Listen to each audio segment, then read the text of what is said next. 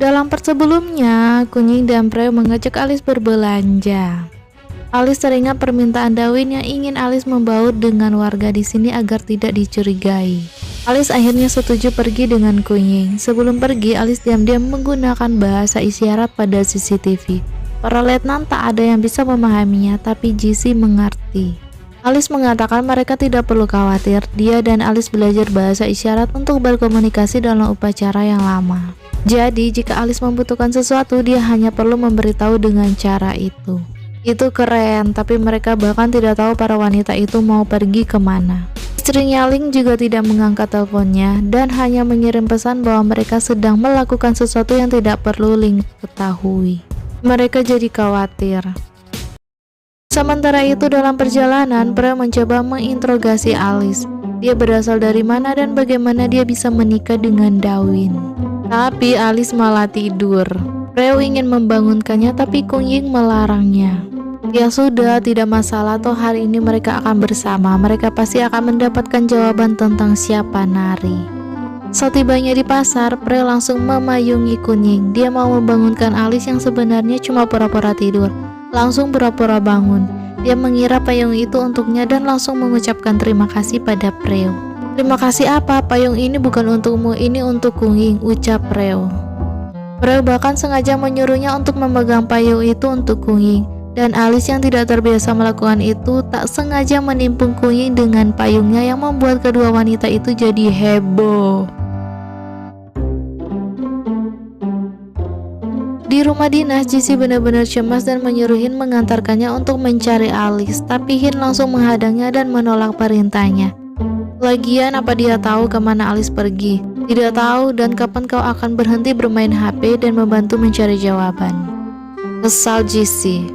Hin jadi terpancing emosi dan memberitahu bahwa dia tidak bermain HP. Hin langsung menunjukkan bahwa dia sebenarnya sedang melacak keberadaan Kunying, dan itu membuat Jesse terdiam.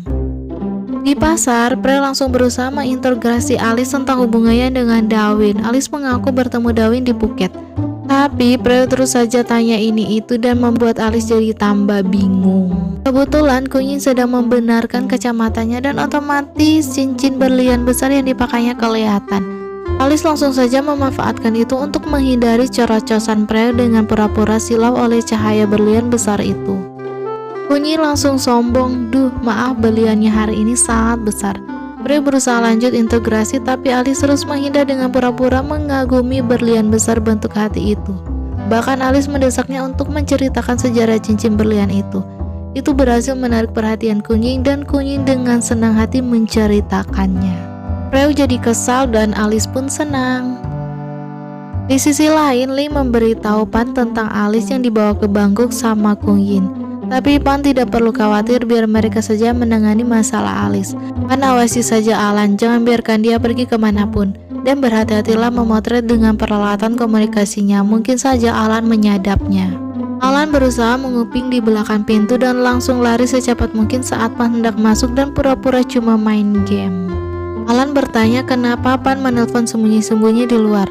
Agar Yang Mulia tidak tahu makan siang apa yang saya pesan untuk Yang Mulia, alasan Pan. Alan pun terdiam. Pasar, Kunying sudah selesai berbelanja. Dia menyuruh Alice untuk membawa mereka ke rumahnya.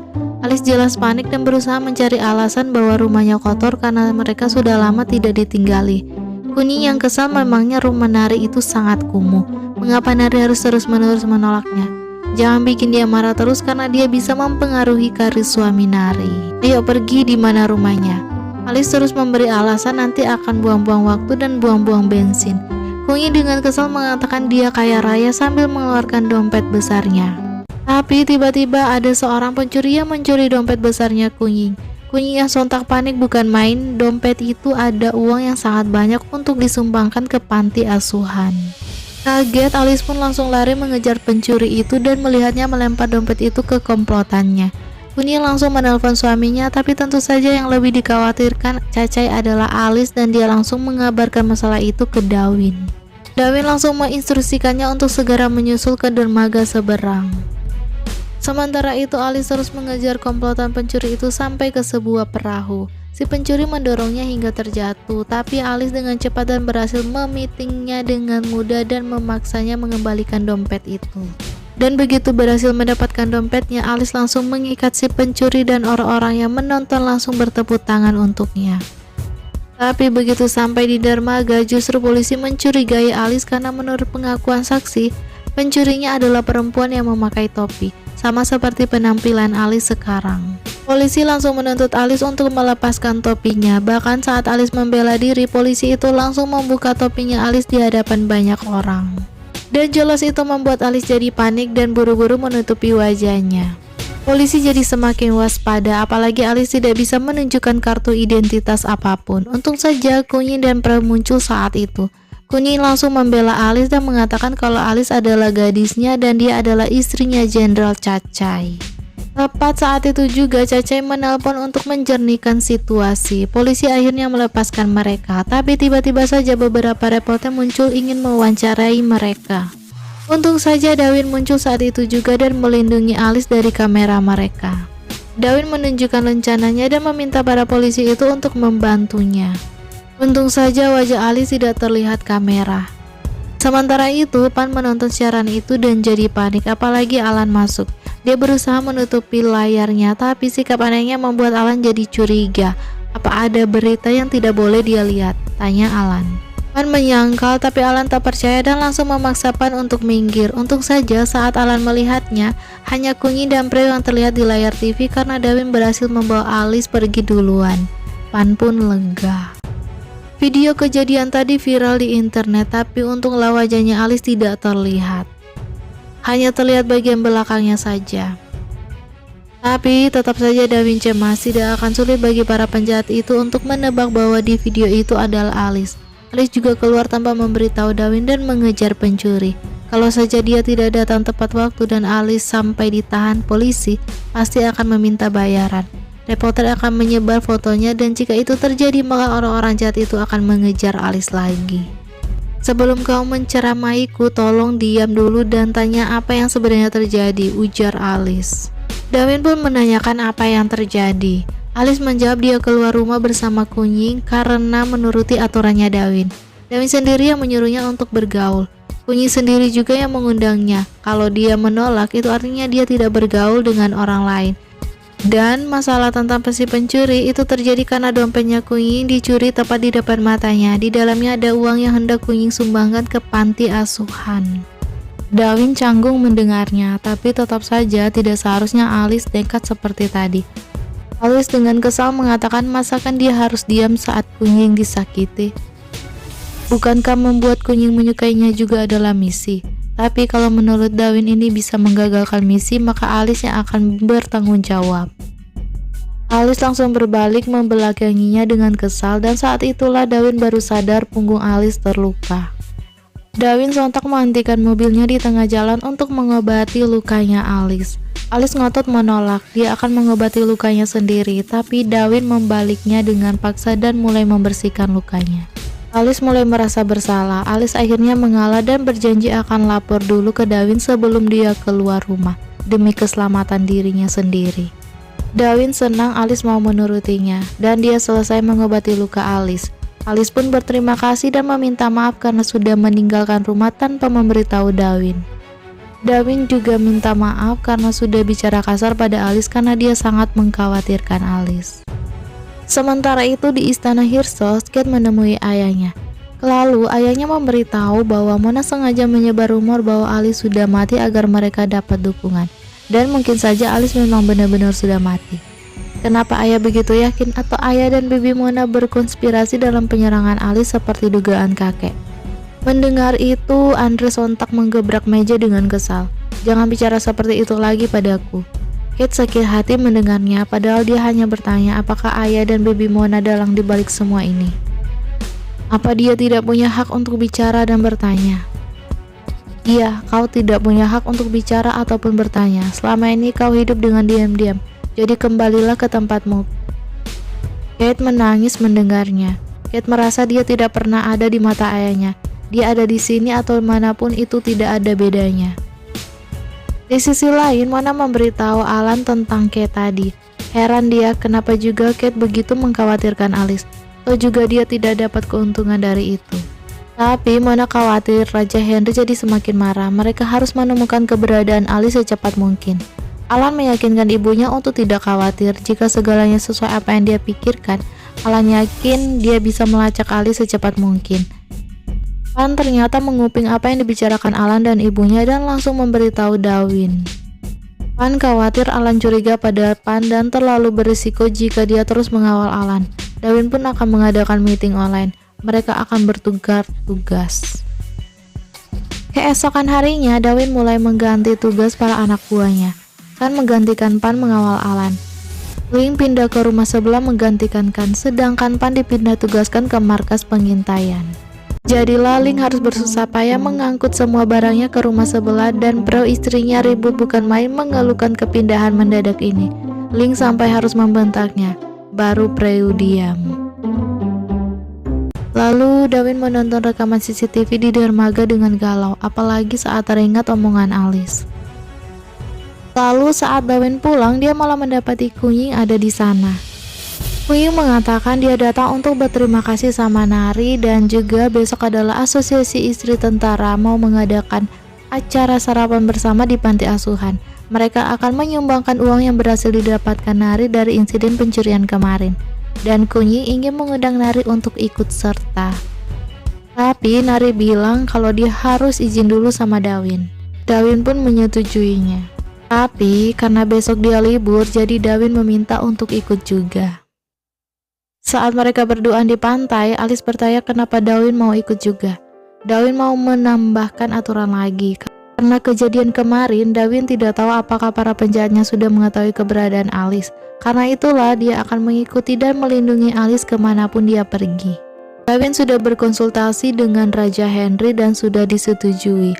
Lalu Darwin tiba-tiba menghentikan Alice karena ternyata Alice berjalan tanpa lihat jalan dan hampir saja tersandung kayu. Dan itu akhirnya membuat Alice tersenyum.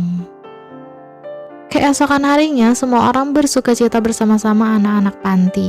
Hanya Darwin yang serius setengah mati, bahkan mengancam anak-anak untuk berbaris atau mereka tidak akan dapat makan.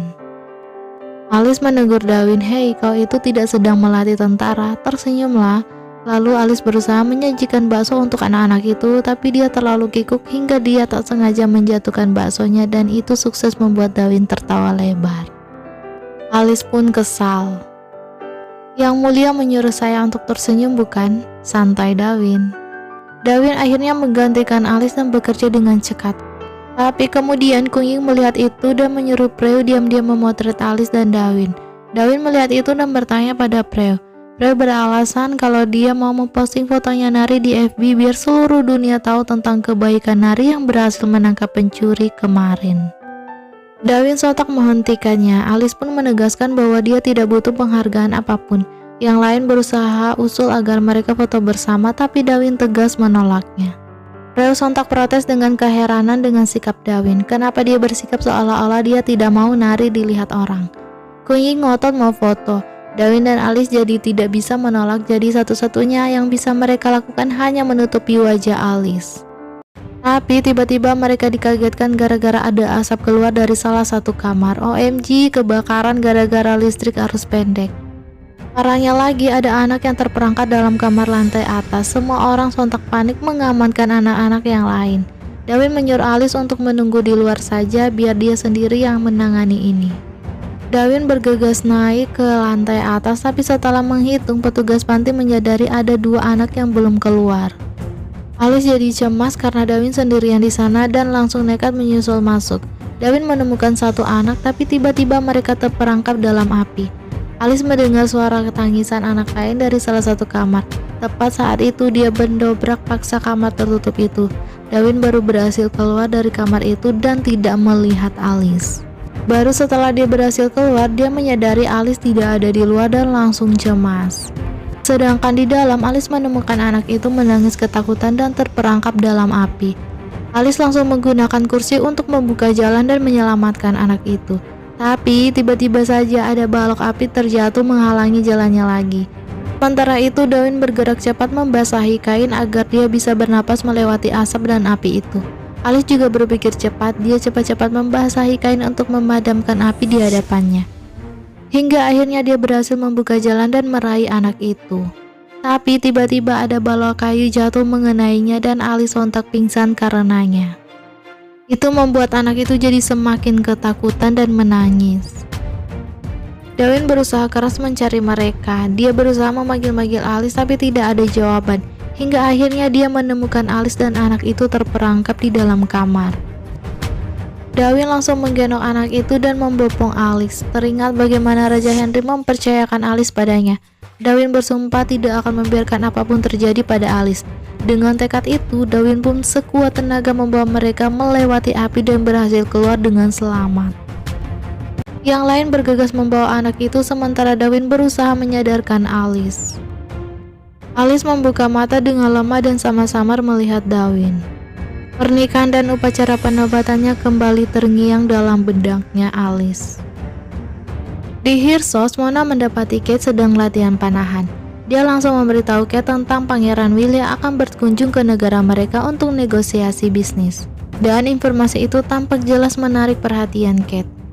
Kayaknya Kate suka sama Pangeran Will dan Mona pun menyadari itu. Dia bahkan mengatakan bahwa dia akan mendukung Kate dan bersedia membantunya dalam mendapatkan keinginannya. Tapi, aku sudah membantumu, jika kau pintar maka kau tahu apa yang harus kau lakukan, ucap Mona lalu pergi. Tak lama kemudian, Kate bertemu dengan Pangeran Will dan bercerita tentang Alice yang menghilang dan belum diketahui keberadaannya sekarang. Tapi Will kan dekat dengan Alice, jadi bisakah Will membantunya mencari Alice? Jika Alice kembali, maka segalanya akan menjadi lebih baik. Di mana tempat terakhir Alice berada? Tanya Pangeran Will. Di Thailand, jawab Kate. Mendengar itu, Will langsung menyentuh tangan Kate. Nih orang kayaknya playboy. Lalu dia berkata bahwa dia menyayangi Alice, Alan, dan Kate. Dia akan mengurus mereka semua dengan baik. Kate tersentuh mendengarnya. Teringat akan pertemuan pertama mereka dulu. Flashback, waktu itu adalah acara pesta ulang tahunnya Raja Henry. Kate keluar untuk mencari udara segar saat tiba-tiba dia menyadari ada seseorang yang sedang memotretnya.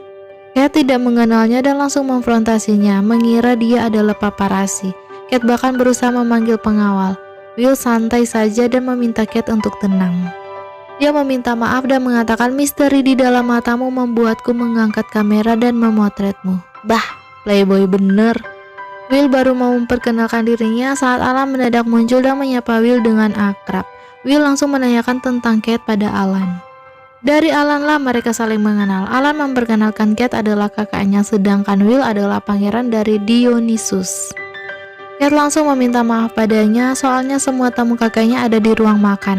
Makanya dia tidak berpikir bahwa Will adalah seorang pangeran yang jalan-jalan di sini. Alan, kau tidak memberitahuku bahwa kau memiliki seorang kakak yang sangat cantik, ucap Pangeran Will.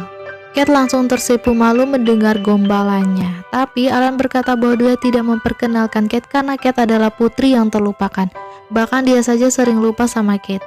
Kate jadi kesal mendengar perkataan Alan. Biarpun yang lain lupa, tapi aku pasti tidak akan lupa, ujar Pangeran Will. Kate jadi semakin terpesona padanya. Kedua kalinya mereka bertemu adalah pada pamerannya Will, di mana dia juga memamerkan fotonya Kate yang dia ambil waktu itu. Kate benar-benar bahagia melihat itu. Kau suka? Sapa Will. Aku sangat menyukainya. Tak kusangka hanya sebentar pada hari itu, tapi kau mengambil fotoku dengan begitu indah, ucap Kate. Bukan cuma satu foto, tapi ada 2-3 foto lebih, ujar Will. Kate jadi semakin terpesona pada Will saat dia memulai pidato pembukaan acara lelangnya. Dia berkata bahwa acara lelang ini adalah penggalangan donasi untuk anak-anak yang kurang mampu. Sambil menatap Kate, dia berkata bahwa semua foto yang dilelang kali ini adalah foto-foto yang membuatnya kagum dan terkesan. Foto pertama yang akan dia lelang adalah foto orang yang sangat istimewa, foto saudara perempuan kita, seorang yang sangat cantik, elegan, dan sangat mempesona. Seseorang yang membuatku memencet tombol kamera setiap kali aku melihatnya. Kate jadi semakin berbunga-bunga dan terharu mendengarnya. Tapi saat Will membuka foto pertamanya yang hendak dilelang, dia malah mendapati itu fotonya Alice. Senyum di wajah Kate memudar seketika, tapi dia tetap berusaha menjaga senyuman ramahnya saat melihat Alice muncul dan menyembunyikan kecemburuannya saat melihat betapa akrabnya Will dan Alice. Sekarang pun Kate hanya bisa terdiam sedih saat melihat tangan Will yang menyentuhnya. Tak lama kemudian, saat Will bicara di telepon dengan ayahnya, ternyata dia mendekati Alice hanya karena negaranya sedang mengalami krisis finansial. Makanya dia berusaha mendekati Alice agar bisa menyatukan kedua negara mereka dan mendapatkan kekayaan yang hirsos untuk negaranya sendiri. Lalu saat dia membicarakan proyek bisnis pembangunan hotel dengan seseorang, dia terus terang mempermasalahkan pembangunan hotel itu karena lokasinya berada di hutan negaranya. Tapi rekan bisnisnya langsung menyerangnya dengan kabar tentang resesi ekonomi yang terjadi di negaranya. Karena itulah dia mencoba menawarkan kompensasi berapapun yang Will inginkan demi memuluskan proyek ini.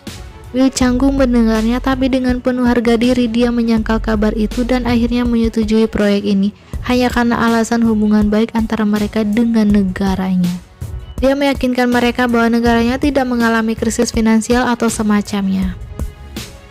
Kate termenung sedih memikirkan Alice yang selalu lebih unggul darinya dan ucapan Alan dulu. Pada pesta ulang tahun Raja Henry waktu itu, hanya Alice yang duduk di dekat Raja Henry, bahkan mewakili Raja Henry untuk berpidato. Semua tamu pun berbincang akrab dengan Alice seorang. Alan dan Kate yang duduk di ujung jadi terlupakan dan tidak dianggap sama sekali. Alan sontak berbisik mengeluhkan betapa membosankannya acara ini. Dia tidak bakalan repot-repot datang kalau saja ini bukan ulang tahun kakek. Hanya Alice seorang yang dianggap penting. Kate sontak mengomelinya dan mengingatkannya untuk tidak kebanyakan mengeluh. Bersikaplah baik jika dia ingin menjadi cucu kesayangan kakek. Alan sinis mendengarnya. Aku melihatmu berakting jadi anak baik, tapi kakek tetap tidak menyayangimu. Ucapan Alan itu benar-benar menohok hati Kate. Ingatan itu kontan membuat wajah Kate yang biasanya selalu manis tiba-tiba berubah mengeras. Sementara di Thailand, Alan mendapati pengawalnya sekarang diganti dan beralasan bahwa Pan ada misi penting lain sekarang. Jadi mulai sekarang dan seterusnya selama Alan tinggal di sini, Kan yang akan mengawal Alan. Alan jadi kesal, katakan pada Sesan Pan bahwa jika dia pikir dia bisa melarikan diri dengan cara ini, itu tidak akan berhasil. Keluar. Kalau kau mau mengawalku, jaga pintu saja, jangan masuk. Kan pun pergi.